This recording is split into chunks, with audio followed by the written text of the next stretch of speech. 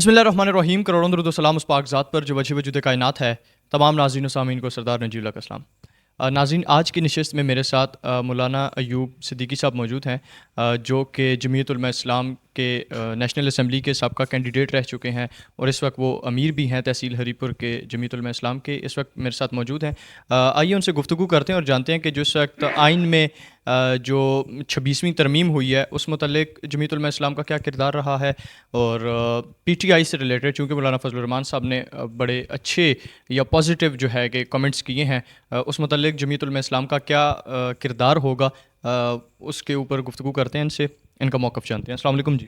वालेकुम सलाम व रहमतुल्लाह। कैसे हैं मौलाना, सब ठीक हैं आप? अल्हम्दुलिल्लाह जी। आपका बहुत शुक्रिया, आपने अपना कीमती वक्त दिया है। सबसे पहले मुझे बताएं कि जो इस वक्त सूदी निज़ाम के ऊपर मौलाना फजलुर रहमान साहब ने एक इनिशिएटिव लिया है और उस वक्त पे आके लिया है कि जब हुकूमत भी उनकी मोहताज थी और अपोजिशन भी उनकी मोहताज थी, तो उस वक्त उन्होंने पाकिस्तान जो एक कलमे की बुनियाद पे बना था, पाकिस्तान जैसी रियासत, उसे उन्होंने सूदी निज़ाम से पाक करने की अपनी तरफ से एक बेहतरीन कोशिश की है। लेकिन उसके ऊपर जो इम्प्लीमेंट होगा वो 3 साल बाद का रखा है कि भाई वो 1 जनवरी 2028 से सूद ख़त्म होगा। जो दीगर शिक्के हैं, ये जो दीगर कानून है, उसके ऊपर आप देखें कि आज ही से अमल दरामद शुरू हो गया है। तो बीच में सिर्फ एक मखसूस शिक कि भाई सूदी निज़ाम जो है वो 3 साल बाद ख़त्म होगा, इसकी कुछ समझ नहीं आई कि वो भी तो अभी शुरू हो सकता था। गवर्नमेंट कुछ भी चाहे तो वो हो सकता है, तो वो भी अभी से ख़त्म किया जा सकता था सूद, वो 3 साल बाद क्यों ख़त्म किया जा रहा है? बिस्मिल्लाहिर्रहमानिर्रहीम। अल हदीद TV की तरफ से सरदार नजीबुल्लाह साहब, मैं अपनी तरफ से आपका शुक्रिया अदा करता हूँ कि आप तशरीफ़ लाए और मुझे मौका दिया अपने ख़यालात का इज़हार करने का। असल में ये है कि ये जो आइनी तरमीम हुई हैं, 26वीं आइनी तरमीम, इसमें बहुत सारी शिक्के हैं और अल्हम्दुलिल्लाह ये जमीयत उलमा इस्लाम को, कायद जमीयत मौलाना फजलुर रहमान साहब को ये एज़ाज़ हासिल हुआ है कि उसमें ऐसी तरमीमात जो पहले लाई गई थी और जिन तरमीमात की वजह से मुल्क का नुकसान हो रहा था, वो समझते थे कि मुल्क का नुकसान है, और बाज़ और मामलात ऐसे थे कि बाज़ पार्टियों को या बाज़ किसी को नुकसान हो सकता था, तो उन्होंने यकसर उसको मुस्तरद किया, या हमारे दीनी वो हिसाब से वो यानी मुतज़ाद हो रहा था, उसको मौलाना साहब ने यकसर मुस्तरद किया बड़ी डटाई के साथ। और उसके बाद वो नई तरमीम लेकर के आए। हुकूमत चूँकि मजबूर थी, हिज़्ब इख्तिलाफ भी मजबूर था सारा।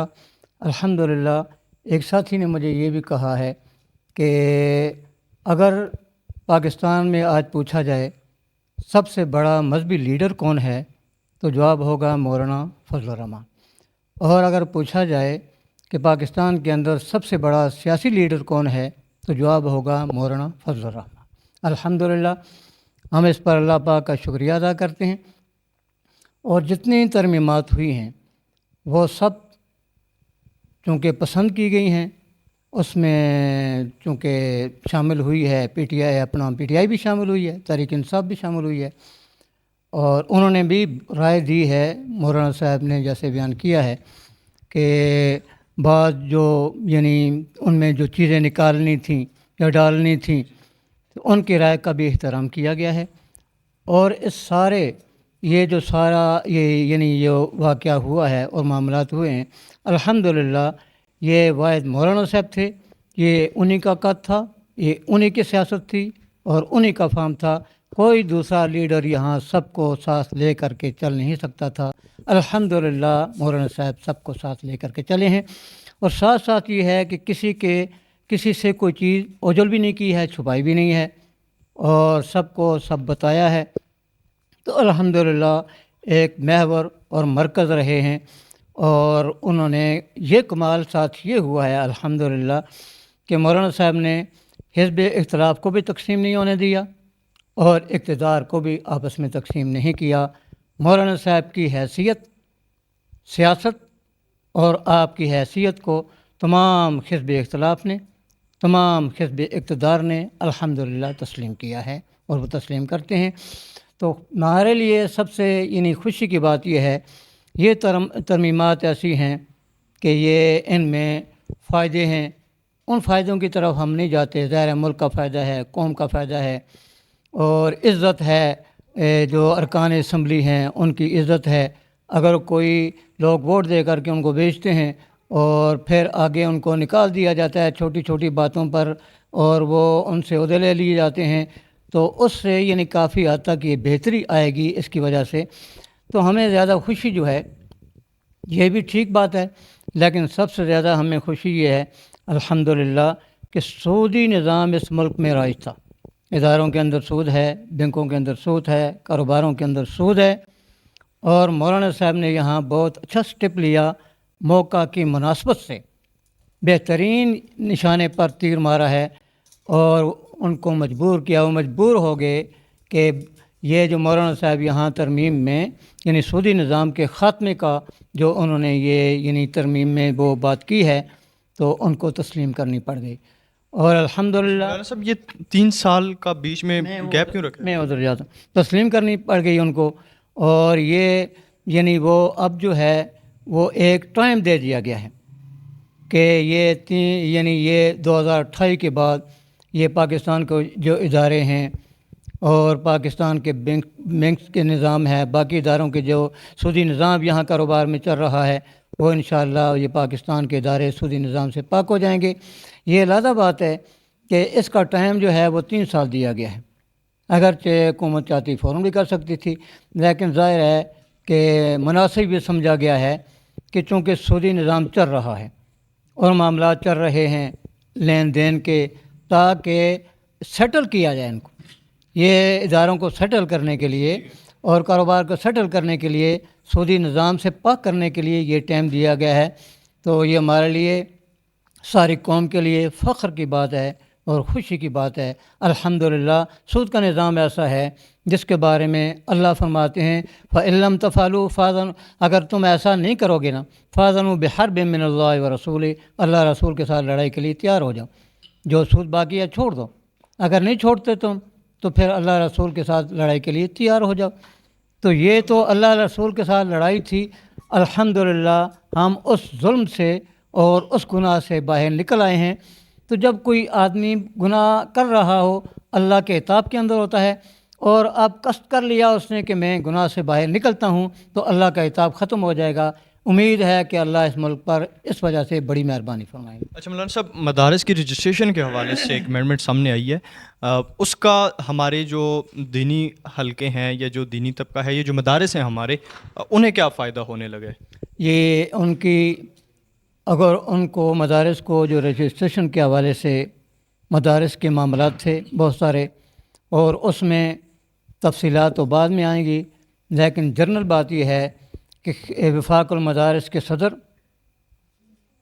مفتی شیخ محمد تقی عثمانی صاحب دامت فیوزہم العالی، اور جنرل سیکرٹری مولانا علی جالندری صاحب، وہ رات کو مولانا صاحب کے پاس پہنچے ہیں، آ کر کے مبارکباد دی ہے، اور قوم کے سامنے انہوں نے واضح کر دیا ہے کہ وفاق المدارس کے حوالے سے ہمارے مدارس میں جو رجسٹریشن کے معاملے میں پریشان ہمیں کیا جاتا تھا، تو اس میں وہ چیز شامل کرا دی گئی ہے، اب ہمیں پریشانی انشاءاللہ نہیں ہوگی۔ یہ ہمارے لیے کافی۔